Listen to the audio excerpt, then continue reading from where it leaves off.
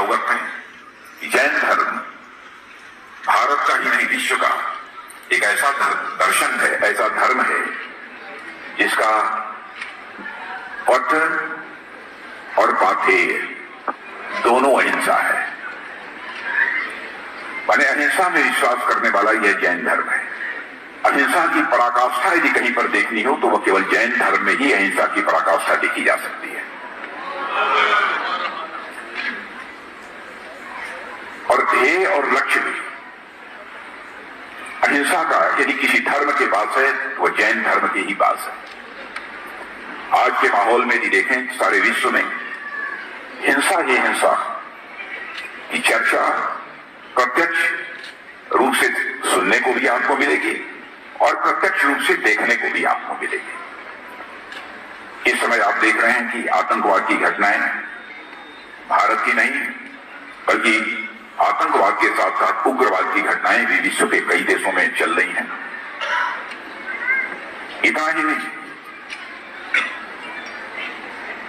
आतंकवाद उग्रवाद के अतिरिक्त भी मानसिक रूप से हिंसा, मानसिक हिंसा इसे कहते हैं, मानसिक रूप से लोगों का उत्पीड़न, यह भी एक समाज की एक स्वाभाविक प्रक्रिया बन चुकी है।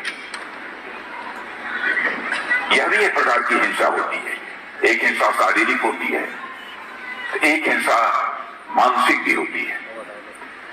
यानी शारीरिक हिंसा और मानसिक हिंसा दोनों को जड़मूल से नकारने वाला कोई धर्म इस विश्व में है तो उस धर्म का नाम है जैन धर्म।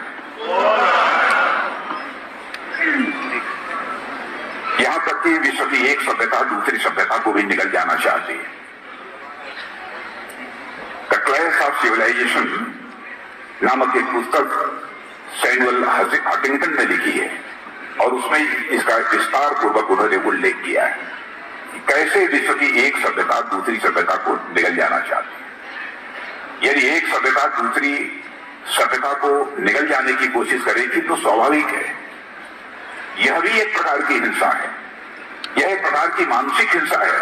यदि हम किसी को जड़मूल से समाप्त करने की बात सोचते हैं तो यह भी एक प्रकार की हिंसा है। यह दौर भी इस देश में चल रहा है और मैं तो यह मानता हूं कि दूसरों की हत्या करके यदि कोई अपने को वीर मानता है, बहादुर मानता है, तो सचमुच वो वीर और बहादुर नहीं है।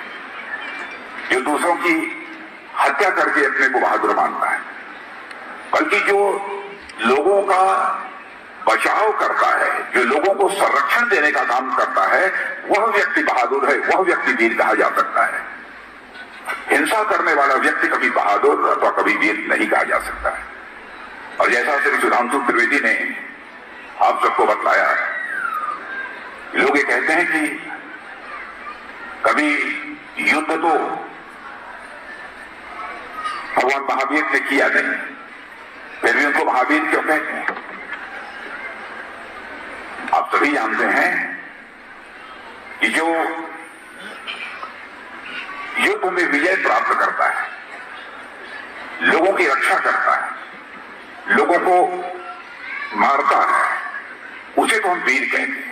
लेकिन जो इंद्रियों पर विजय प्राप्त करता है और स्वयं की इच्छाओं पर विजय प्राप्त करता है उसे महावीर कहते हैं।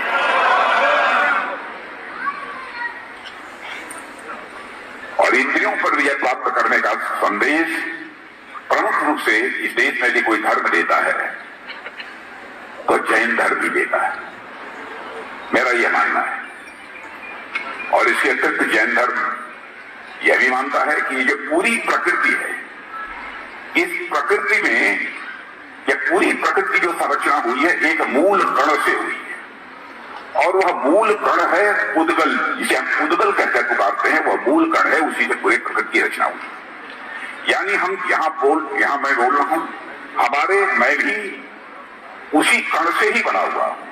यह है यहां डायास, वह भी उसी कण से बना हुआ है, माइक भी उसी कण से बनी हुई है।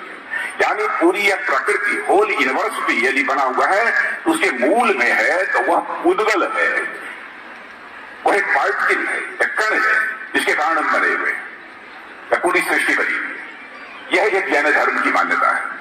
और आपने देखा होगा कि सौभाग्यवश 2012 में यूरोप की एक लेबोरेटरी, सर्न लेबोरेटरी ने भी शोध के द्वारा यह निकाला है कि हिग्स बोसॉन यह एक पार्टिकल है जिसे हम गार्ड पार्टिकल कहकर पुकारते हैं, गार्ड पार्टिकल। यानी सर्न लेबोरेटरी में भी यह बात सिद्ध हो चुकी है कि यह पूरी प्रकृति, यह पूरा नेचर भी यदि बना हुआ है तो उसके मूल में यदि कोई ना कोई एक पार्टिकल है जिसे गार्ड पार्टिकल हम कहते हैं।